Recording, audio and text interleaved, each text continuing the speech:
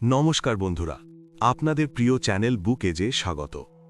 আজ আমরা কোনো সাধারণ বই নিয়ে আলোচনা করতে আসিনি। আজ আমরা কথা বলবো সেই জাদু নিয়ে যা গত এক শতাব্দীতে কোটি কোটি সাধারণ মানুষকে অসাধারণ ধনী বানিয়েছে। আপনারা কি কখনো ভেবে দেখেছেন কেন একজন মানুষ সফল হয় আর অন্যজন ব্যর্থতার অন্ধকার গলিতে হারিয়ে যায়? এটা কি শুধুই ভাগ্য, নাকি এমন কোনো সিক্রেট কোড আছে যা শুধু হাতে গোনা কিছু মানুষ জানে? আজ থেকে প্রায় ১০০ বছর আগে একটি ছোট্ট ছেলে এক মহান ব্যক্তির সাথে হাত মিলিয়েছিল। সেই ছেলেটি ছিল নেপোলিয়ন হিল।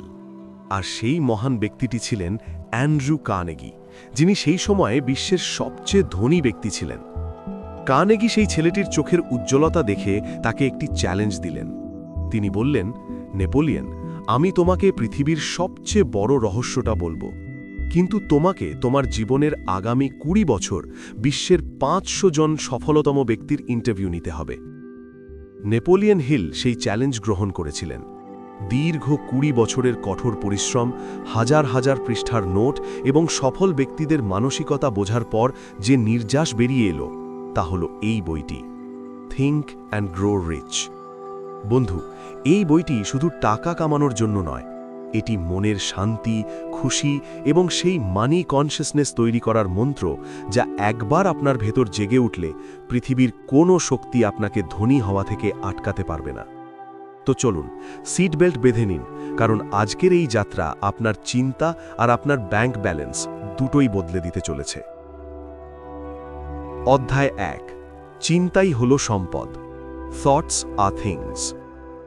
লেখক বলেছেন, মানুষের মস্তিষ্ক যা কিছু কল্পনা করতে পারে এবং বিশ্বাস করতে পারে সেটা অর্জনও করতে পারে।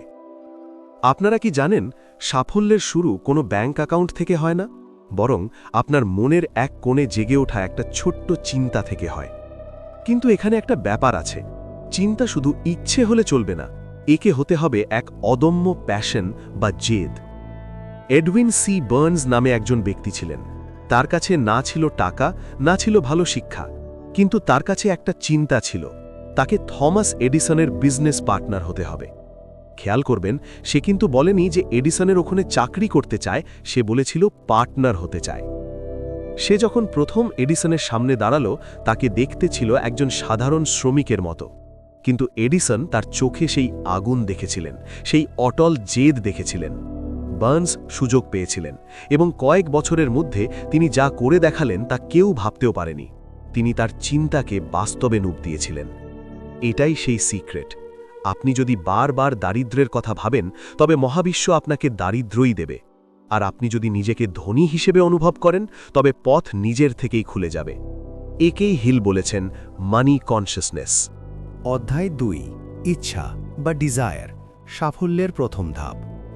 আপনি কি ধনী হতে চান?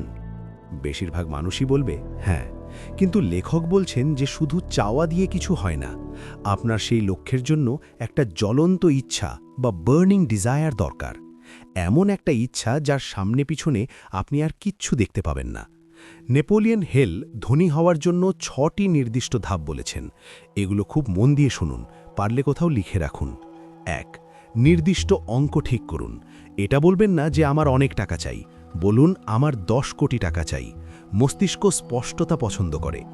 ২, বিনিময়ে কি দেবেন? এই পৃথিবীতে বিনামূল্যে কিছু পাওয়া যায় না। আপনি সেই টাকার বিনিময়ে আপনার কোন পরিষেবা বা পরিশ্রম দিতে রাজি আছেন? ৩, তারিখ ঠিক করুন। একটি ডেডলাইন সেট করুন। আমি ৩১ ডিসেম্বর ২০২৮ সালের মধ্যে এই লক্ষ্যে পৌঁছে যাব। ৪, একটি পরিকল্পনা তৈরি করুন। আপনি প্রস্তুত থাকুন বা না থাকুন, একটা প্ল্যান বানান এবং সাথে সাথে কাজ শুরু করে দিন। ৫, সব কিছু লিখে রাখুন। একটি কাগজে আপনার টাকার অঙ্ক, তারিখ, বিনিময়ে দেওয়া পরিষেবা এবং আপনার প্ল্যান বিস্তারিত লিখুন।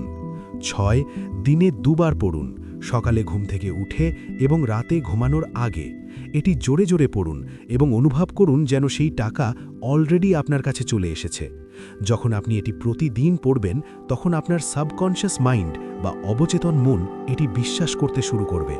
আর বিশ্বাস করুন বন্ধুরা, যখন আপনার অবচেতন মন মেনে নেয়, তখন অলৌকিক কিছু ঘটতে শুরু করে।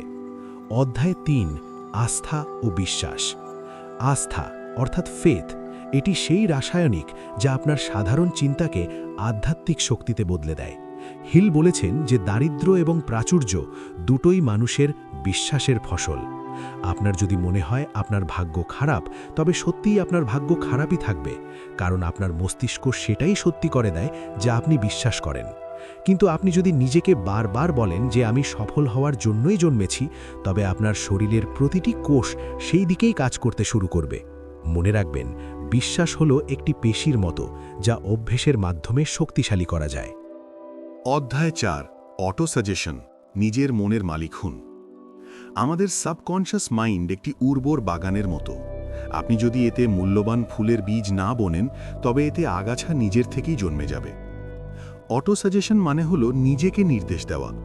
যখন আপনি ওপরে বলা 6টি ধাপ প্রতিদিন আওড়ান, তখন আপনি আসলে আপনার অবচেতন মনকে প্রোগ্রাম করছেন। আপনি তাকে বলছেন যে ভাই, আমার গরিব থাকা পছন্দ নয়, আমার লক্ষ্য হলো সমৃদ্ধি। একে একটি অভ্যেসে পরিণত করুন। চোখ বন্ধ করে সেই চেকটি দেখার চেষ্টা করুন যেখানে আপনার নাম আর আপনার কাঙ্ক্ষিত টাকার অঙ্ক লেখা আছে। সেই আনন্দ অনুভব করুন। এটাই সেই চাবিকাঠি যা সাফল্যের বন্ধ দরজা খুলে দেয়। অধ্যায় 5, বিশেষ জ্ঞান। মানুষ বলে জ্ঞানই শক্তি। নেপোলিয়ন হিল বলেন, না, এটা ভুল। জ্ঞান শুধু সম্ভাব্য শক্তি। এটি ততক্ষণ আসল শক্তি হয় না যতক্ষণ একে একটি নির্দিষ্ট পরিকল্পনার মাধ্যমে কাজে লাগানো না হয়। পৃথিবীতে 2 ধরনের জ্ঞান আছে। 1, সাধারণ জ্ঞান, যা স্কুলে পাওয়া যায়। 2, বিশেষ জ্ঞান বা স্পেশালাইজড নলেজ, যা আপনাকে আপনার ফিল্ডের মাস্টার বানায়। হেনরি ফোর্ড খুব বেশি শিক্ষিত ছিলেন না, কিন্তু তিনি জানতেন কিভাবে গাড়ি বানাতে হয় আর কিভাবে সঠিক মানুষদের দিয়ে কাজ করিয়ে নিতে হয়। সাফল্যের জন্য আপনাকে সবকিছু জানার প্রয়োজন নেই। আপনাকে শুধু সেটুকুই জানতে হবে যা আপনার লক্ষ্যের জন্য জরুরি। শেখা কখনো বন্ধ করবেন না, কারণ যেদিন আপনি শেখা বন্ধ করবেন, সেদিনই আপনার উন্নতি থেমে যাবে। অধ্যায় 7, কল্পনা, মস্তিষ্কের ওয়ার্কশপ। কল্পনা হলো সেই ওয়ার্কশপ যেখানে মানুষ তার পরিকল্পনাকে রূপ দেয়। কোকাকোলার শুরু কিভাবে হয়েছিল? একজন বৃদ্ধ ডাক্তারের কেটলি, একটা কাঠের লাঠি আর একটা কাগজে লেখা একটা গোপন ফর্মুলা। কিন্তু সেই ফর্মুলায় প্রাণ দিয়েছিল আসা ক্যান্ডলারের কল্পনা। আপনার কল্পনার কোনো সীমা নেই। আজ আপনি যে গ্যাজেট ব্যবহার করছেন, সে স্মার্টফোন হোক বা ইন্টারনেট, সব একসময় কারো না কারো কল্পনা মাত্র ছিল। আপনার কল্পনাকে ধুলো জমতে দেবেন না। প্রতিদিন বসুন আর ভাবুন কিভাবে আপনি আপনার কাজকে আরও ভালো করতে পারেন। অধ্যায় 8, সংগঠিত পরিকল্পনা। শুধু স্বপ্ন দেখাই যথেষ্ট নয়, আপনার একটি নিখুঁত প্ল্যান চাই। আর সবচেয়ে বড় কথা, আপনার একটি মাস্টার মাইন্ড গ্রুপ দরকার। একা মানুষ, সে যতই বুদ্ধিমান হোক না কেন, সব কাজ একা করতে পারে না। আপনার চারপাশে এমন কিছু মানুষকে রাখুন যারা আপনার চেয়েও বেশি বুদ্ধিমান এবং যারা আপনার ভিশনে বিশ্বাস করে। যদি আপনার প্রথম প্ল্যান ফেল করে, তবে দুঃখ পাবেন না। এডিসন বাল্ব বানাতে গিয়ে 10,000 বার ফেল করেছিলেন। তিনি হার মানেননি, শুধু তার প্ল্যান বদলেছিলেন। মনে রাখবেন, হার বা ব্যর্থতা হলো একটা সংকেত যে আপনার পরিকল্পনায় কোথাও ভুল আছে। সেটা শুধরে নিয়ে আবার উঠে দাঁড়ান। অধ্যায় 8, সিদ্ধান্ত, আলস্য ও দেরি করার অভ্যেস ছাড়ুন। নেপোলিয়ন হিল 25,000 ব্যর্থ মানুষকে নিয়ে গবেষণা করেছিলেন এবং দেখেছিলেন যে তাদের সবার মধ্যে একটা মিল ছিল: সিদ্ধান্ত নিতে দেরি করা বা প্রোক্রাস্টিনেশন। তারা কখনো দৃঢ় সিদ্ধান্ত নিতে পারত না। অন্যদিকে ধনী ব্যক্তিরা খুব দ্রুত সিদ্ধান্ত নেন এবং সেই সিদ্ধান্ত বদলাতে অনেক সময় নেন। আপনি যদি অন্যদের কথায় চলতে থাকেন, তবে আপনি কখনো আপনার গন্তব্যে পৌঁছতে পারবেন না। নিজের মতামত নিজেই তৈরি করুন। সাহস রাখুন সিদ্ধান্ত নেওয়ার। ভুল সিদ্ধান্ত নেওয়াও অনেক ভালো সিদ্ধান্তহীন হয়ে বসে থাকার চেয়ে। অধ্যায় 9, দৃঢ়তা বা পারসিস্টেন্স, হার না মানার জেদ। সাফল্যের পথে সবচেয়ে বড় পরীক্ষা হল দৃঢ়তা। বেশিরভাগ মানুষ কাজ তো খুব জোশ নিয়ে শুরু করে, কিন্তু প্রথম বা দ্বিতীয় ধাক্কাতেই মাঠ ছেড়ে পালিয়ে যায়। সাফল্য তাদেরই পদচুম্বন করে যারা ততক্ষণ পর্যন্ত হেঁটে চলে যতক্ষণ না পর্যন্ত তাদের পা ক্লান্ত হয়ে যায়। দৃঢ়তা হলো একটা মানসিক অবস্থা। একে প্র্যাকটিস করে গড়ে তোলা যায়। নিজের লক্ষ্যের প্রতি এত বেশি জেদি হয়ে যান যে ব্যর্থতাও আপনাকে দেখে ভয় পেতে শুরু করে। অধ্যায় 10, সেক্স ট্রান্সমিউটেশন বা শক্তির সঠিক ব্যবহার। এটি এই বইটির সবচেয়ে আকর্ষণীয় অধ্যায়। হিল বলেছেন যে মানুষের ভেতরে সেক্স এনার্জি সবচেয়ে শক্তিশালী শক্তি। যারা এই শক্তিকে শুধু শারীরিক সুখে নষ্ট করে দেয় তারা কখনো মহান হতে পারে না, কিন্তু যারা এই শক্তিকে নিজেদের সৃজনশীলতা, বিজনেস বা কোনো শিল্পে ডাইভার্ট করে তারা জিনিয়াস হয়ে যায়। এই শক্তি আপনাকে সেই সাহস আর সেই কারিশমা দেয় যা অন্যদের আপনার প্রতি আকৃষ্ট করে। একে নিয়ন্ত্রণ করতে শিখুন, একে আপনার সাফল্যের জ্বালানি হিসাবে ব্যবহার করুন। অধ্যায় 11, সাবকনশিয়াস মাইন্ড এবং ষষ্ঠ ইন্দ্রিয়। সবশেষে আসে আপনার ষষ্ঠ ইন্দ্রিয় বা সিক্সথ সেন্স। যখন আপনি উপরের 12টি ধাপ আয়ত্ত করে ফেলেন, তখন আপনার যোগাযোগ হয় সেই অনন্ত বুদ্ধিমত্তার সাথে যাকে মানুষ ঈশ্বর বা মহাবিশ্ব বলে। হঠাৎ আপনার মাথায় এমন সব আইডিয়া আসবে যা আপনাকে সঠিক পথ দেখাবে। আপনি বিপদ আগে থেকেই বুঝতে পারবেন। এই স্তরে পৌঁছতে হলে আপনাকে আপনার মন থেকে সব ধরনের ভয় দূর করতে হবে। অধ্যায় 12, ভয়ের 6টি ভূত। বন্ধুরা, ধনী হওয়ার পথে 6টি শত্রু আপনার দরজায় পাহারা দেয়। 1, দারিদ্র্যের ভয়। 2, সমালোচনার ভয়। 3, অসুখের ভয়। 4, ভালোবাসা হারানোর ভয়। 5, বার্ধক্যের ভয়। 6, মৃত্যুর ভয়। এই ভয়গুলো শুধু আপনার মনের কল্পনা। এগুলোকে আপনার ইচ্ছা শক্তি দিয়ে বাইরে ছুঁড়ে ফেলে দিন। লোকে কি বলবে এটা ভাবা বন্ধ করুন।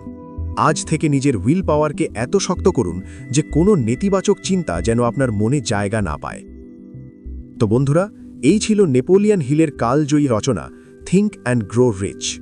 কিন্তু মনে রাখবেন, শুধু এই সামারিটা শুনলেই আপনি ধনী হয়ে যাবেন না।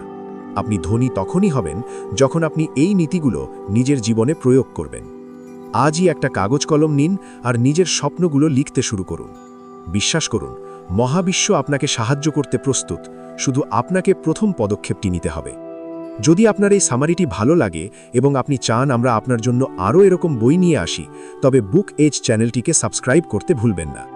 আপনার সেই বন্ধুদের সাথে এটি শেয়ার করুন যারা নিজেদের জীবন বদলাতে চায়। মনে রাখবেন, চিন্তা করুন আর ধনী হয়ে উঠুন। অনেক অনেক ধন্যবাদ।